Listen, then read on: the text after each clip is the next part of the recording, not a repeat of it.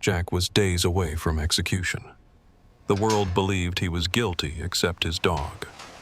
His last wish was simple one final moment with Buddy. But when Buddy entered the prison yard, everything changed. Instead of calm, the dog sensed danger and turned on a guard, his instincts exposing what no one dared to see. That moment set off a chain of discoveries that could save Jack's life.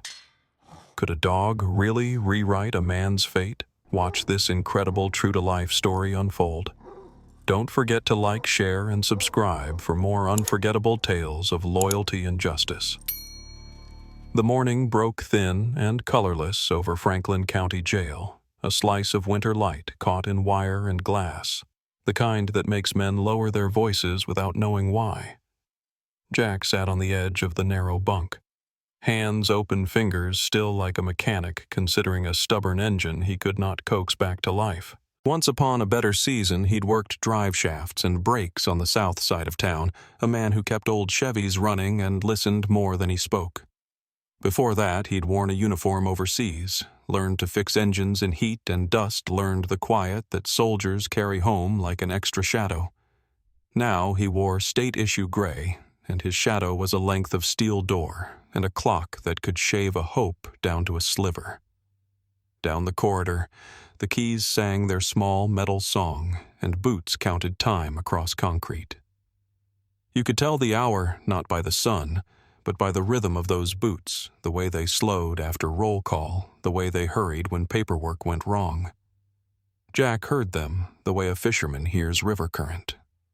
He breathed with it steady as he could manage and let his gaze settle on the scuffed place beneath the sink where the paint had bubbled years ago and never been fixed.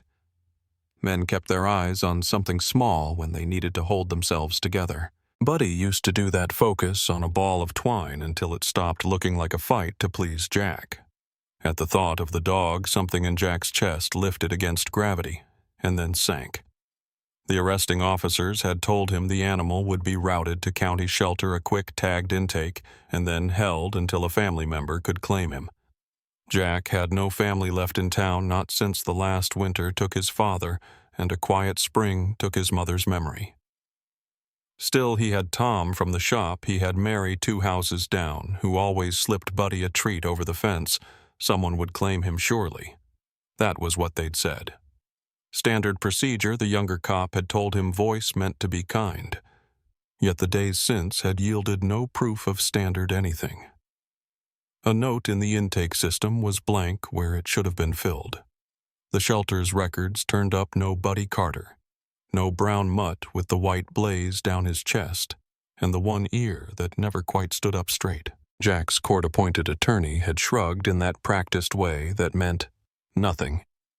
I can do about a dog, and the subject had been closed like a file with the wrong name on it. The charge against Jack had a name, though, and it occupied every conversation like a storm that won't move offshore. Murder, a word said softly by decent people, and loudly by those who liked to make everything simple. The victim had been a contractor in a small town with enough enemies to fill a pew, yet not enough to make the news. Evidence had stacked in a neat, ugly pile. A tool handle with Jack's fingerprints on it he'd fixed a gate at the man's rental, that much was true. A neighbor's glimpse of a pickup near dusk, Jack's Chevy, or one like it, in a county where half the men drove Chevys, one like it was as good as a nudge in the back. A bank statement with a balance low enough to make motive convenient, and then a smear what the papers politely called biological material on a jacket that hung on a hook in Jack's kitchen, a jacket the police bagged while Buddy barked and paced, and finally sat ears back as if he knew the sound of doors that only swing one way. Jack did not ask for much during processing. He did not ask for special meals or a call to a cousin he hadn't seen in a decade. He asked about Buddy, where he'd sleep, whether they'd let him keep the old blue blanket that smelled like motor oil and pine needles, the one Buddy dragged from room to room like a child. "We'll see to it," the older officer said, a man with a weathered jaw who looked like he'd rather be outside fixing a fence. Jack thanked him the way men thank each other when they have nothing else to trade but decency. Days later, with a hearing date set and the local paper printing his mugshot above the fold, eyes tired, jaw unshaven, every ounce of worry rinsed of privacy, Jack found the strength to ask again, the shelter, the tag, the intake number.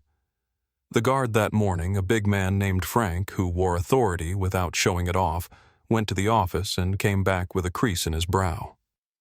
"They don't have him," Frank said, and Jack watched the way the guard's gaze slipped just past his shoulder as if looking at bad weather through a window.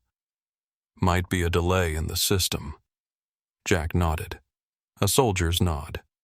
He felt the dry click of something inside fear, perhaps, or the sensation of a rope going slack over a crevasse. Buddy was the one who pulled him back from those edges.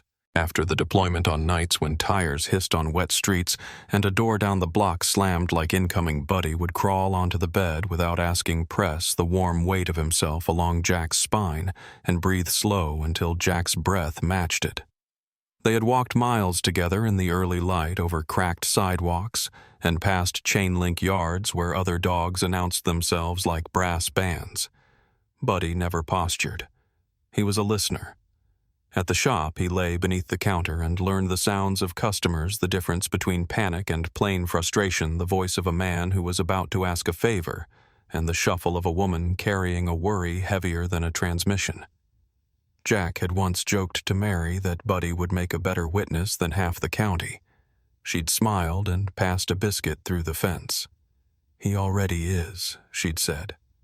Now the witness was gone, and Jack was adrift in a story he didn't recognize as his own. In the interview room, the attorney spread photographs across metal. The pictures were cold in that way. Evidence always is details flattened by flash and angle. "They think you snapped," the attorney said, voice low, as if loud speech might trigger something neither of them could stop. "You were owed money for that gate repair. He put you off too many times. It's simple. And juries like simple." Jack looked at the photographs and saw nothing he could put his hands on to fix. He thought about the jacket on the hook and how Buddy would nose it gently before a walk tasting weather in threads.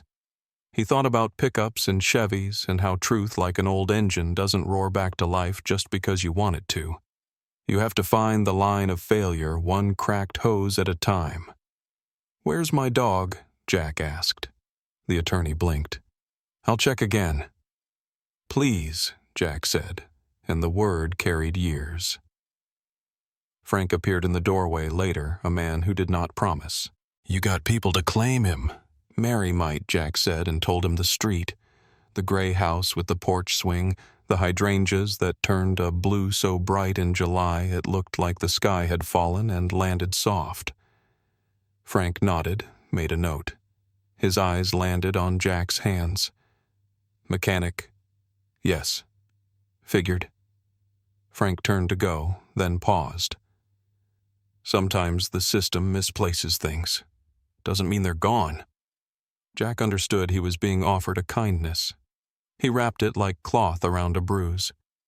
In the quiet after lights out, with the corridor humming and the world outside reduced to a few distant truck brakes and one train lowing like an animal in the dark, Jack lay on his back and traced the shape of Buddy's head in memory, the square skull, the notch in the left ear, the soft line where white fur arrowed toward his chest. He spoke aloud barely more than breath.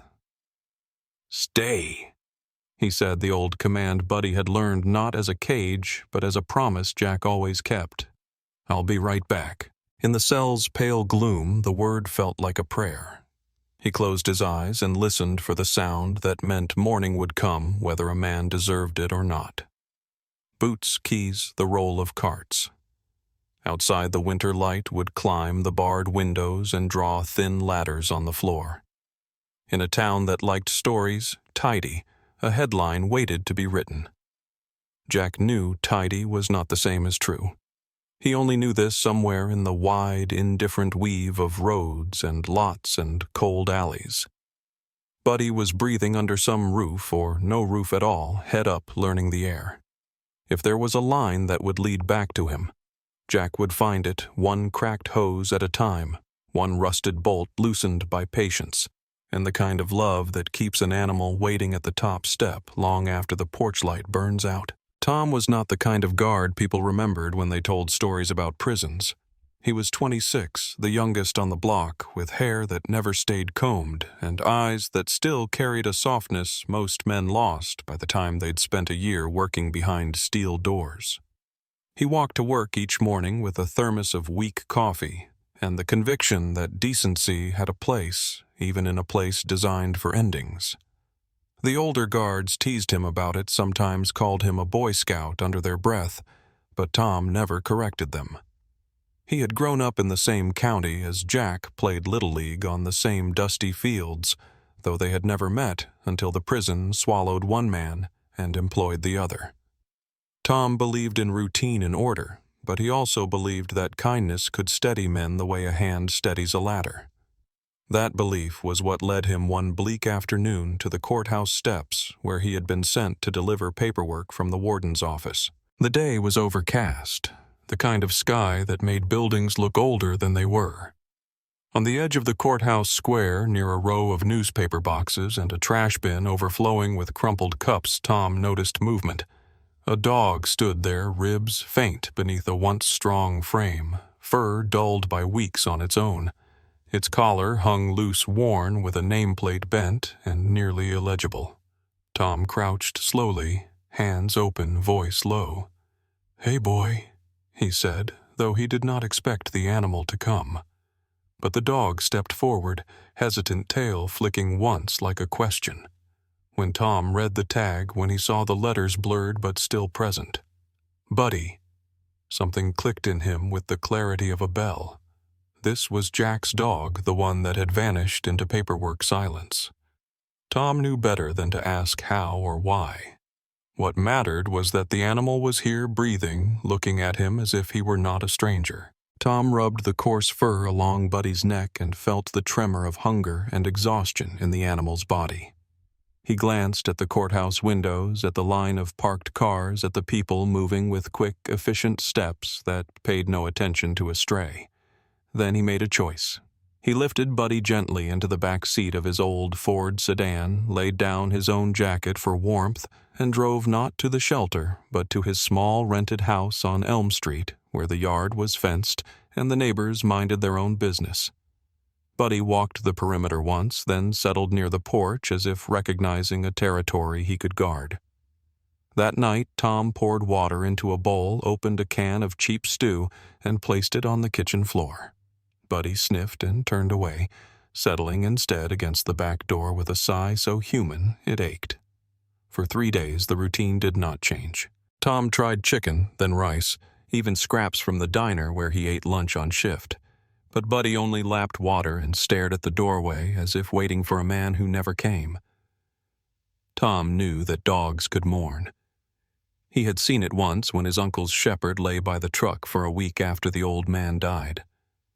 But this was different. Buddy was not only mourning, he was listening. On the 4th morning, Tom pulled on his uniform, the dark fabric still carrying the smell of disinfectant from the block. He bent to tie his boots, and that was when it happened. Buddy rose, suddenly ears pricked, body taut.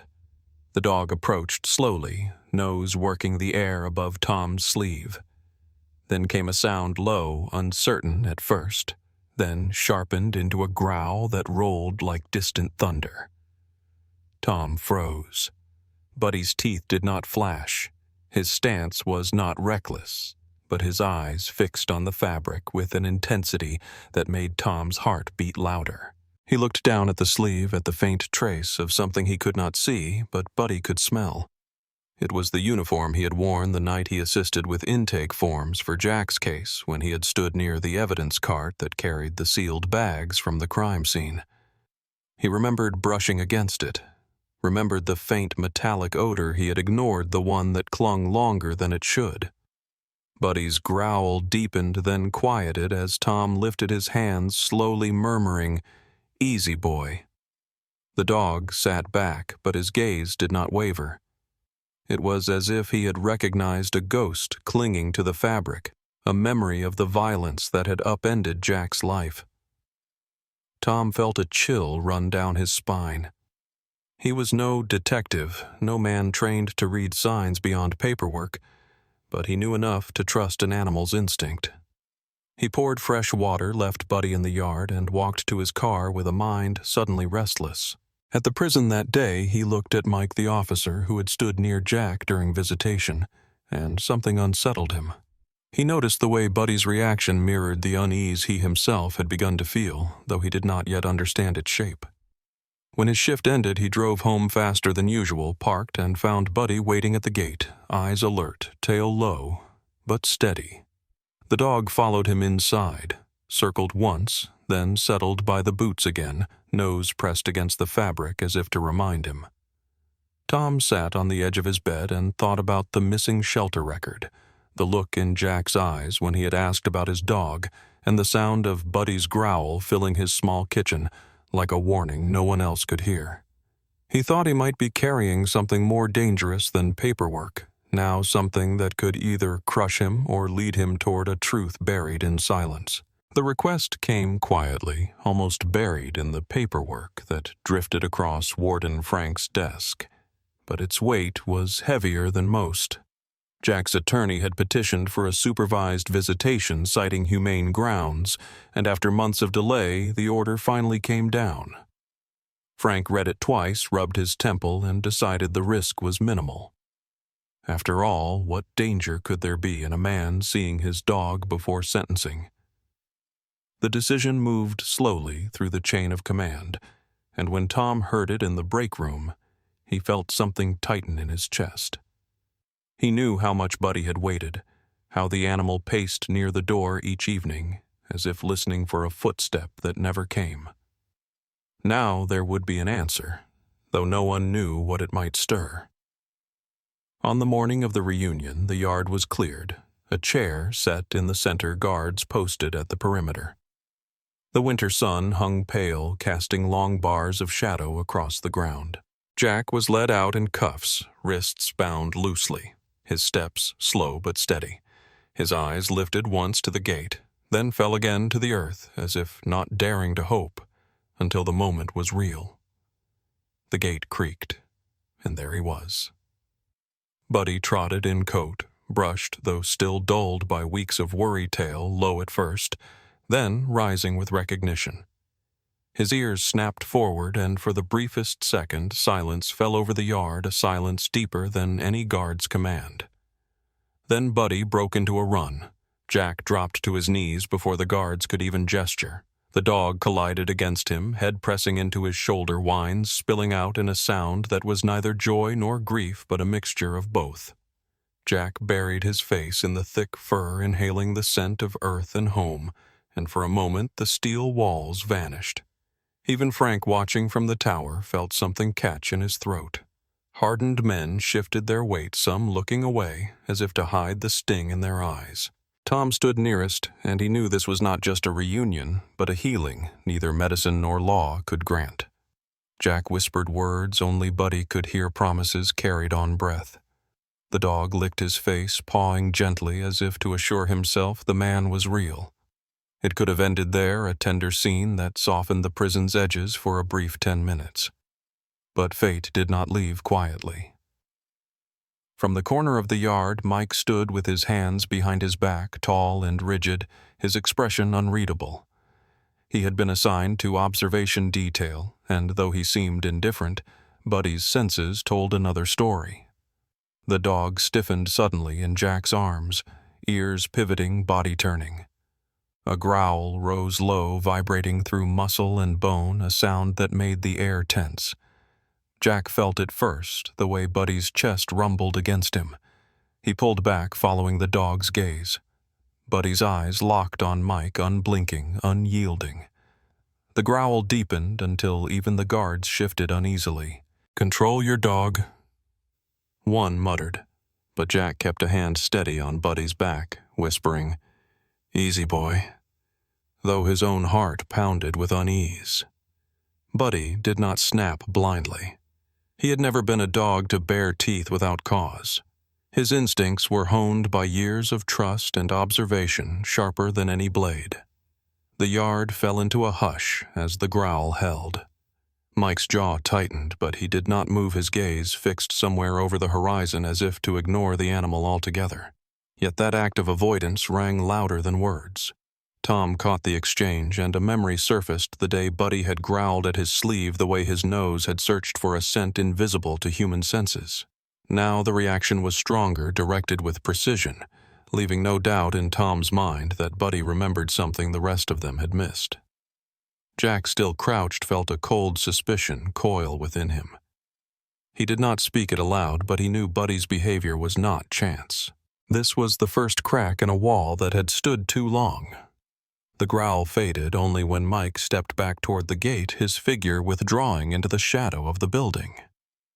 Buddy remained, tense gaze fixed, until the man disappeared from sight. The reunion continued in a quieter tone, but the moment of suspicion lingered heavy in the air, a weight none of the guards could dismiss. For Jack, the joy of seeing Buddy again was now intertwined with a new question, one that gnawed at the edge of his mind. Tom glanced at Frank, whose face revealed nothing, but the younger guard knew others had felt it too. Something had shifted, and the dog had drawn the line none of them dared to voice. The clock struck, the allotted time dwindled, and still Buddy clung to Jack as if unwilling to release him back into the system's grip. Jack whispered again, softer this time, words of gratitude and resolve. Around them the yard breathed in silence. But beneath that silence ran a current, an unspoken understanding that what had just happened was more than a dog's growl. It was a signal, a warning, perhaps even the beginning of a truth waiting in the shadows. When the yard emptied and the steel doors clanged back into place, Warden Frank gathered the officers in his office, his voice low and firm as he addressed what had happened.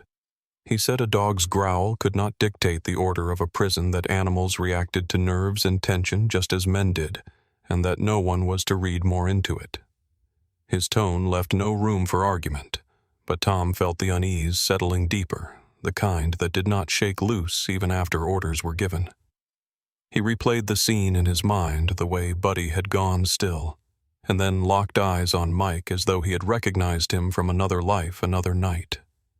It stirred something Tom had not thought about in months the evening of the arrest, when he had just begun his shift and was stationed near intake. He remembered overhearing two officers speaking about who had been first on the scene, and one of them had mentioned Mike by name, saying he had been spotted near the contractor's house before the squad cars even arrived. At the time, Tom had thought nothing of it, assuming Mike had been sent ahead, but now the detail scraped against his memory like a stone. Why had Mike never included that in his report, and why had Buddy, who had shown only grief until now, reacted so violently at the sight of him? Tom considered bringing it up immediately, but Frank's dismissal was sharp in his ears. The warden was a man who believed in control, in smooth operations without rumors undermining authority. To suggest that an officer under his command might be tied to the case would be seen as reckless, even insubordinate. Still, Tom could not let go of the image. That night after his shift, he lingered near the administrative wing where files were kept. He had no clearance to open case folders, but he knew the routine of the record clerks knew when the room sat empty. On a shelf lined with plastic binders, he found the logbook for surveillance footage. The courthouse had requested tapes from the night of the murder, and the prison had cataloged when they were checked out. Tom traced the entries with his finger, noting dates and signatures. There it was. The tape from the sector that overlooked the road near the victim's house had been marked as removed, but no return signature followed. The line ended abruptly, as if someone had simply walked away with the evidence. Tom checked the timestamp again. The missing window covered the hours of Mike's shift. His stomach tightened. Evidence does not just vanish without someone letting it. He thought of Buddy's growl, the deep certainty in the animal's body, and it no longer seemed like coincidence. Tom shut the binder quietly and left before questions could find him. The next morning he tried to mention it cautiously to Frank, framing it as concern rather than accusation. The warden cut him off. "You're green, Tom. Dogs get spooked. Cameras malfunction, officers get misremembered. Do not build stories where there are none." The words landed heavy, but the look in Frank's eyes was more complex, as if he too felt the stir of doubt but would not allow it to surface. Tom nodded, but he carried the truth like a stone in his pocket, unshakable. That day he walked his rounds with a new awareness, watching Mike from a distance. The tall officer's movements were precise, his demeanor calm, but there was a tightness around his jaw when Buddy's name was mentioned, as though he wanted to erase the animal from the record altogether. Tom noticed, too, how other guards seemed reluctant to speak about the missing footage, their silence shaped less by ignorance than by caution. Someone had chosen not to ask, and in a place where loyalty was often survival questions could be dangerous. Still, Tom's memory gnawed at him. He remembered Buddy refusing food, refusing to rest until the uniform with its trace of a forgotten night had drawn a reaction from deep within. He remembered the growl that silenced the yard. And now he remembered the words spoken casually months ago that Mike had been seen near the scene before anyone else arrived. These fragments did not form proof, not yet, but they were pieces of a puzzle that pointed in a direction no one wanted to acknowledge. Tom walked back to his quarters after his shift and found Buddy waiting at the fence, eyes steady, body still. The dog's gaze held a question or perhaps an answer that Tom could not ignore. He knelt, resting a hand on the thick fur, and whispered, "I heard you, boy." Buddy pressed closer, as if to confirm the bond. Tom rose slowly, knowing that silence was no longer an option, even if the warden refused to listen. Somewhere between the missing tape and the growl of a grieving dog lay a truth that demanded light, and Tom felt himself pulled toward it whether he was ready or not. The days that followed seemed at first like any other in Franklin County Prison, but beneath the routine an unease had settled, and it showed most clearly whenever Mike passed by the cell block where Jack was housed. Buddy had been given limited access to the corridor during visitation hours as part of a program Frank allowed for emotional stabilization, though the warden never admitted that he had agreed only because Jack's conduct record was clean. Normally, Buddy walked calmly beside Tom's ears, relaxed tail low but steady eyes always scanning but never aggressive. Yet, whenever Mike's shadow stretched across the floor, Buddy's demeanor changed. His ears snapped forward, his hackles rose, and a growl rumbled from deep in his chest, swelling until it broke into sharp, steady barks. The sound reverberated off the steel doors and concrete walls, filling the block with a tension no one could ignore. Guards muttered about it, some amused, others unsettled, but Buddy never wavered. He would not growl at other officers, not even those with harsher voices or heavier steps, but the sight of Mike alone turned him into a sentinel on edge.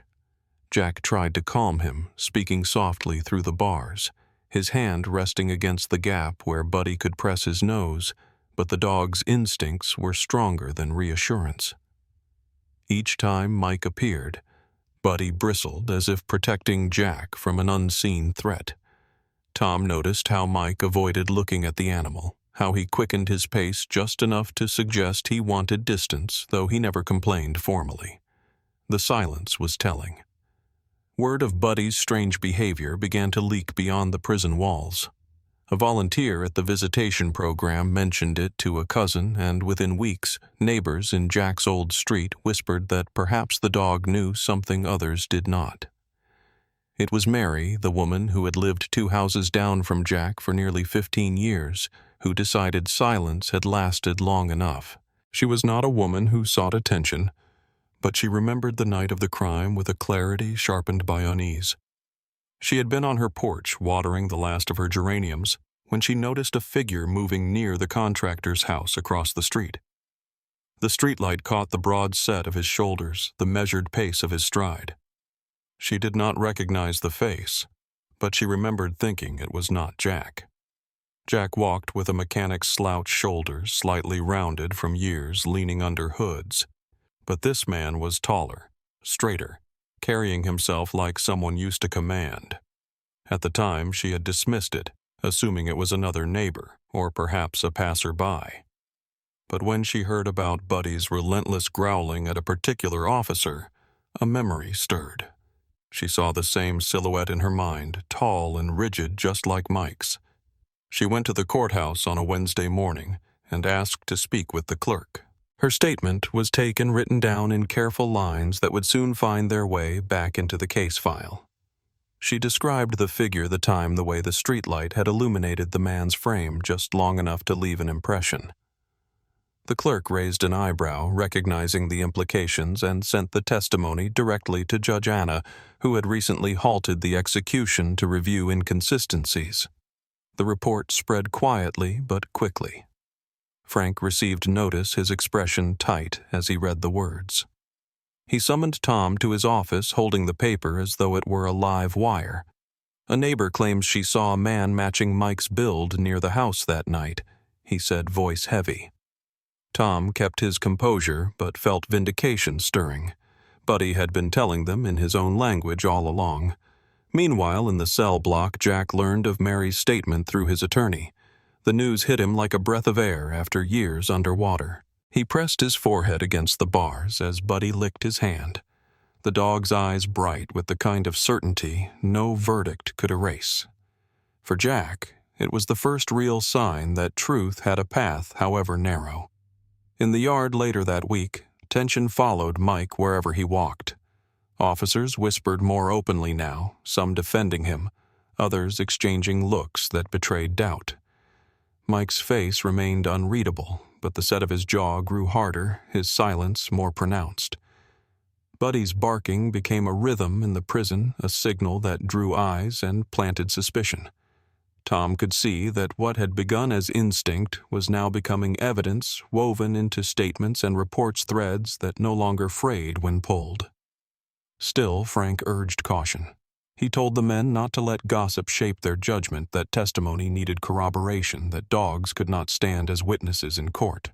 But when Buddy barked again loud and unrelenting while Mike stood in the corridor pretending not to hear, it was clear to everyone that the silence surrounding the case was cracking. The weight of Mary's testimony lingered in the courthouse like smoke difficult to clear and impossible to ignore, and it reached the desk of a young forensic technician named Emma, who had only recently joined the state lab.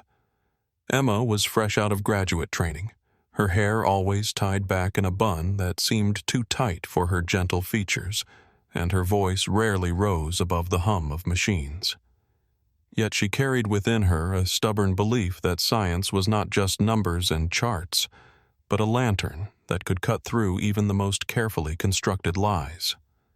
She had been assigned to routine lab work, cataloging evidence, updating databases, checking reports that older technicians rarely questioned.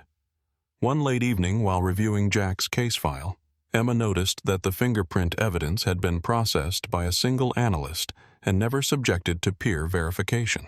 The prints had been declared a match to Jack, and those words had shaped the foundation of the prosecution's argument. But Mary's statement gnawed at Emma, and Buddy's behavior, though not a line item in any forensic report, sat in the back of her mind. She decided quietly to rerun the analysis. The lab was empty when she slid the card into the scanner and waited for the computer to map the ridges and whorls. The screen flickered, calibrating, then produced a comparison chart. Emma leaned closer, eyes narrowing. The primary match was not Jack's at all. Instead, the algorithm pulled up another entry from the law enforcement database Mike. The name blinked on the screen, undeniable in its stark clarity. Emma's heart raced. She double-checked, ran the comparison again, then again, each time with the same result. The partial print collected from the crime scene doorframe aligned with Mike's record. She printed the report, slid it into her folder, and sat very still, aware that the discovery was as dangerous as it was necessary. The following day, Emma requested a private meeting with Judge Anna, bypassing channels that could have buried the finding. Anna listened without interruption as Emma explained the rerun and laid the report on the desk. The judge's eyes hardened with focus, and she thanked Emma for her diligence, promising confidentiality until the court could address it formally. Word reached the prison swiftly. Mike was summoned to the warden's office where Frank sat grim. Anna presided and Tom stood as witness. The atmosphere was taut, each man measuring the other as if on contested ground. Anna presented the fingerprint report, her tone calm but unyielding. Mike did not flinch. He listened, then produced an alibi he had prepared with care. He claimed he had been at a gas station across town the night of the crime purchasing supplies, a location he said could be verified by staff and security footage. For a moment, his voice carried the certainty of a man accustomed to command, but then Anna placed a receipt on the table. It had been collected only hours before by investigators following up on Emma's report. The timestamp revealed a purchase, yes, but not across town. It was at a convenience store less than 2 blocks from the victim's house, recorded within minutes of the estimated time of death. The ink on the paper might as well have been a confession. Mike's jaw tightened, and for the first time, a flicker of unease crossed his face. Tom watched closely, seeing in that moment the fracture of a facade that had seemed impenetrable. Buddy's growls, Mary's testimony, Emma's fingerprints, and now this receipt all converged into a line that pointed squarely at the man sitting across from them. Yet Mike did not break, did not. He maintained silence, offering no explanation, staring at the wall as though by sheer will he could erase the evidence arrayed against him. Frank shifted, uncomfortably torn between loyalty to his staff and the undeniable facts piling on the table. Anna's eyes held him steady. "This cannot be ignored," she said, her voice low but carrying the weight of authority. Outside the office, the prison corridor hummed with ordinary noise. But inside the room, the air was heavy with the sound of truth pressing against walls that had long resisted it. Jack knew nothing yet of the receipt, but when Buddy barked again that afternoon, as Mike passed the block, it seemed the dog was already aware that the mask had cracked and that the man he had marked with growls was standing closer to exposure than ever before. Visitation day arrived under a sky washed pale by early spring light, and though the prison yard looked unchanged, every man on duty carried the awareness that the case against Jack was shifting. Rumors of the fingerprint revelation and the broken alibi had spread in careful whispers, and some guards avoided Mike's gaze, now unwilling to anchor themselves to a sinking weight. Jack walked into the yard with quiet steps, wrists bound, and his eyes searched immediately for Buddy. The dog entered moments later with Tom holding the leash loosely, and the moment Buddy saw Jack, his whole body transformed. His tail lifted, his chest expanded with a whine, and he pulled forward with an urgency that made Tom release the lead without hesitation. Jack dropped to his knees, arms open, and Buddy bounded against him with the force of years compressed into a single heartbeat. Their reunion was no longer the spectacle of novelty. It had become ritual, a rhythm the guards had come to expect. Yet this time, something unexpected happened. As Jack held him, Buddy twisted, pawed at his collar, and with a low whimper dug his teeth into the leather strap until he pulled free a small object wedged beneath it. Jack blinked as the dog dropped a scrap of fabric into his palm. It was rough, torn, stained with something darker than dirt. For a moment, Jack only stared confused at how it had remained hidden, but Tom knelt beside him and looked closer. The edges were frayed as if chewed, and the smell carried a metallic tang that both men recognized. Jack's hands trembled slightly. "Where did you get this, boy?" he whispered, though the answer seemed obvious. Buddy pressed against him as though urging him to keep it safe. Tom took the scrap gently, his training kicking in, and called to Frank, who had been watching from the edge of the yard. The warden's face tightened as he examined the piece, then signaled for it to be bagged and logged. Within hours, the sample was rushed to the lab, Emma herself ensuring the chain of custody remained intact. She leaned over the microscope, gloves steady, and when the results came back, her breath caught. The sample was not random dirt, not stray contamination. It was blood, degraded but identifiable. And when matched against the database, it aligned with the victim, not Jack. Emma stared at the report, the magnitude pressing on her. Buddy had carried this scrap for months, hidden unknowingly in his collar, perhaps from the night he had lunged or struggled in the chaos of the crime scene.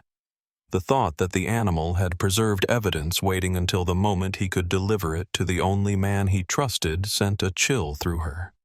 She signed the findings, forwarded them to Judge Anna, and prepared for the storm she knew would follow. Back in his cell, Jack held Buddy's head in his hands, unaware yet of the test results, but sensing that something important had shifted. Buddy's eyes were bright, unwavering, and Jack whispered words of gratitude telling him that he had done more than any witness could have. Tom paced outside the bars, uneasy but resolute, aware that the discovery would inflame tensions among the staff. Mike's presence grew heavier in the days that followed. His silence more pointed his steps, sharper, against the corridor.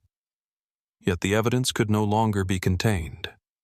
Anna convened a meeting with Frank and the district attorney, laying the report on the table.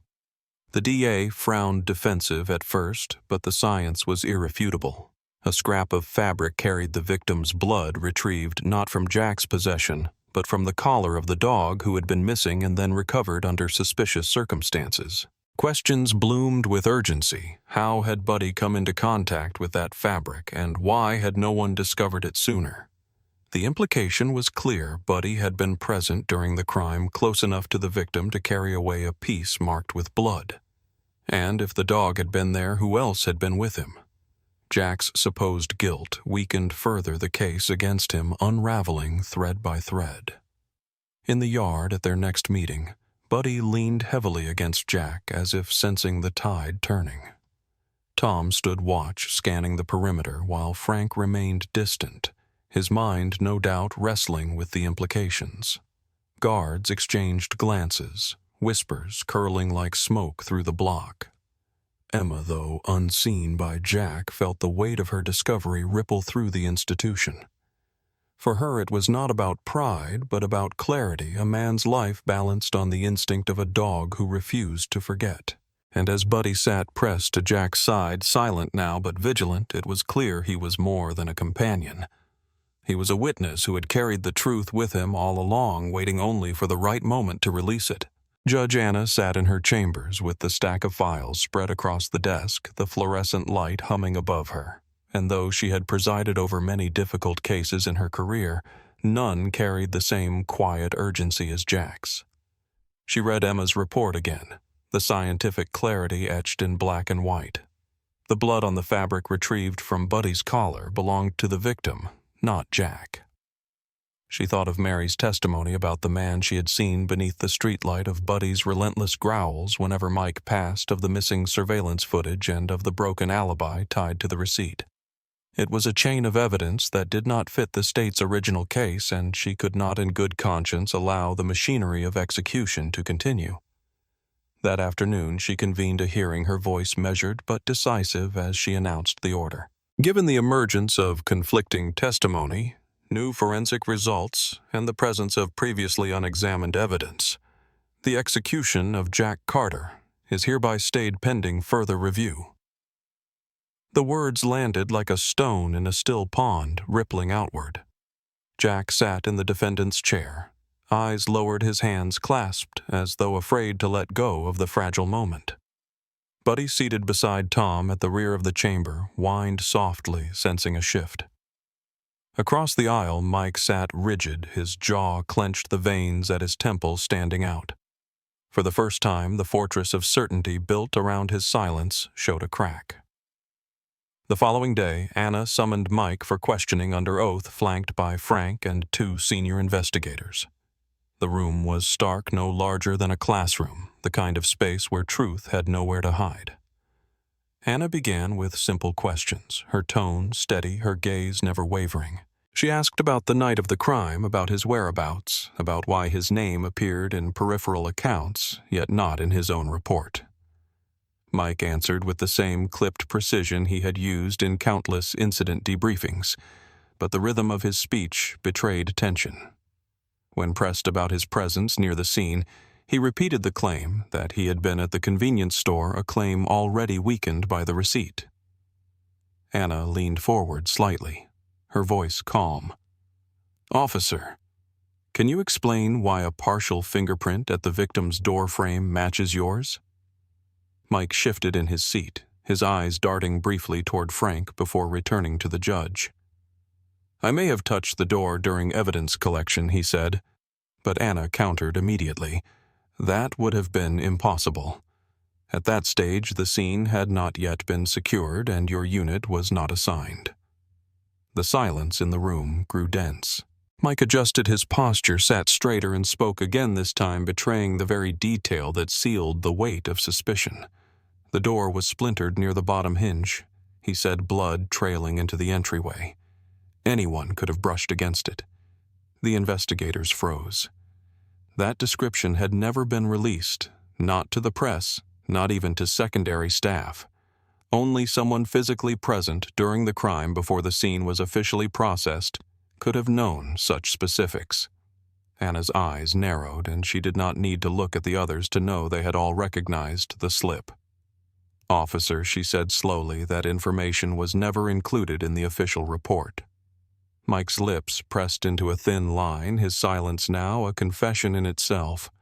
Frank shifted uncomfortably, his face a mixture of disbelief and reluctant acknowledgement.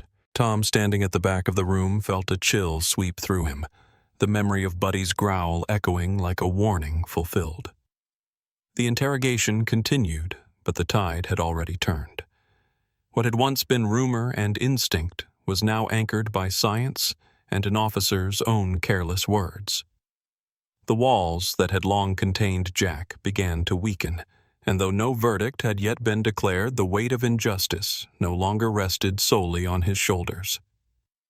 Buddy waited outside the chamber, ears alert, tails still, as though he sensed that his part in the story was nearing its culmination. The slip of Mike's tongue during interrogation spread like a quiet wildfire through the courthouse and the prison alike, and it was Bill, the veteran officer whose years of service had taught him to distrust both silence and convenience, who decided to search deeper. Bill had walked more crime scenes than he could count, his notebooks filled with scrawled details that others overlooked, and he believed that paperwork often carried the fingerprints of truth, even when men tried to erase them. Late one evening he went to the records room, its shelves lined with reports that smelled faintly of dust and ink, and began to pull boxes from the night of the murder. Hours passed as he sifted through duplicates and forms stamped with signatures, but then he found a folder out of sequence. The pages were worn, the ink faded as though handled but never filed. His brow furrowed as he read the first lines. Initial responder officer Mike. Bill's stomach tightened. The timestamp placed Mike at the scene before the call had even officially gone through dispatch. According to protocol, such a report should have been logged immediately, yet this one had been buried in a box that no clerk had touched in years. The discovery confirmed what the fingerprints, the receipt, and the careless words had already suggested. Bill brought the folder to Judge Anna, placing it on her desk without preamble. She read quickly, her expression darkening. "This was never entered into evidence," she said. Bill nodded, his voice low. "It was hidden, Judge. Hidden so the timeline could be bent." The realization reshaped the case in an instant. If Mike had been first on scene, then he had opportunity not only to contaminate but to stage evidence-planting items that later pointed to Jack. And if Buddy had been there too, as the fabric scrap suggested, then the dog's memory of aggression was not random at all. Anna ordered the report officially logged, and the investigation widened. In the prison yard, the change in atmosphere was unmistakable.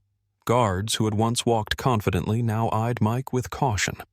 Buddy's growls, once dismissed as instinct, took on the weight of testimony.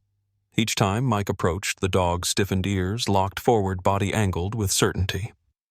Tom began noting the moments in his logbook, writing times and descriptions, treating Buddy's behavior as data. When investigators reviewed his notes, they realized the dog reacted not just to Mike's presence, but specifically when he passed through areas tied to the chain of evidence, the evidence cart, the intake hall, the corridor near storage. Buddy remembered sense movements, shadows, things humans forgot, and his unrelenting focus drew the timeline clearer than any report. Jack, watching from his cell, felt both gratitude and sorrow. Gratitude that Buddy's loyalty was cutting through the lies, sorrow that it had taken so long for anyone to listen. He leaned against the bars, whispering softly, "You know the truth, don't you, boy?" Buddy pressed his nose to the gap-tail, steady eyes unwavering. Bill visited Jack quietly one afternoon, his face lined with both age and the burden of revelation. "Your dog has been telling us from the start," he admitted. "We just needed to learn how to listen." He showed Jack a copy of the buried report, letting the man see for himself the line that placed Mike at the scene first. Jack's hands trembled as he traced the words. "I knew Buddy wasn't wrong," he said. "He never is." The case now shifted decisively. Prosecutors began reevaluating the evidence with new eyes, no longer trusting the neat story that had condemned Jack. They studied Buddy's behavior as corroborative, pairing it with the fingerprints, the receipt, the blood-stained fabric, and now the concealed report. What emerged was not a portrait of a guilty mechanic, but of an officer who had manipulated the system from within. The press caught wind of the development's headlines, hinting at corruption, betrayal, and the loyalty of a dog who refused to forget. In town, Mary stood by her statement with renewed strength, telling reporters that Buddy's reaction to Mike had given her courage to speak. Emma continued her meticulous work, ensuring every test was transparent, every chain of custody unbroken. Tom kept close to Jack, feeling the bond of trust deepen while Frank wrestled with the shame of having doubted what had been before his eyes all along. In every corridor, in every whispered conversation, the name Buddy carried weight, no longer just a dog, but a witness whose instincts had become the key to unlocking a false conviction. The buried report discovered by Bill, the fingerprint analysis, confirmed by Emma, the testimony of Mary, the blood-stained fabric Buddy had carried, and Mike's own slip under questioning formed a chain of evidence too strong for anyone to ignore. Judge Anna convened a special hearing, her voice calm but resolute as she laid out the contradictions, the omissions, and the lies. In the gallery sat Tom, his arms crossed, Buddy at his feet, the dog's gaze fixed on the defendant's table where Mike sat rigid. The prosecution that once fought to prove Jack's guilt now stood in uneasy silence, forced to acknowledge that their case had collapsed. The defense attorney, who had long feared his client's execution, now spoke with quiet strength, holding up the facts like lanterns in a room where shadows no longer hid the truth. "This man," he said, pointing to Jack, "was condemned by the weight of false evidence. And this man," he turned toward Mike, "was there from the beginning, shaping a narrative that nearly ended an innocent life." Murmurs rose among those present. Mike's eyes flicked to the floor, his jaw tightening, but the silence no longer carried authority. It carried guilt. Judge Anna's ruling was deliberate and steady. Given the evidence presented, it is the judgment of this court that Jack Carter is not guilty of the charges for which he was convicted. The execution order is vacated. Mr. Carter is to be released immediately.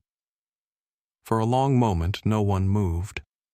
Jack sat still, his breath caught between disbelief and release, as if the words had not yet pierced the armor of years spent waiting for death.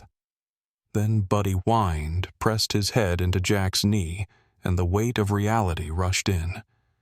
Jack's eyes filled with a light that had been absent since the day of his arrest. Frank stood in the back of the room, his face etched with a mixture of relief and shame. He had enforced the rules, dismissed the dog's instincts, and now he understood that loyalty had seen what law overlooked. Tom stepped forward, unclasping Jack's restraints, with hands that trembled slightly, not from doubt, but from the enormity of the moment. The chains fell away with a soft clatter, and Jack rose slowly, as though relearning how to stand as a free man. The process that followed was swift. Officers escorted Mike out of the courthouse, his wrists bound, his face hard but drained of certainty. The evidence was no longer fragments, but a complete tapestry.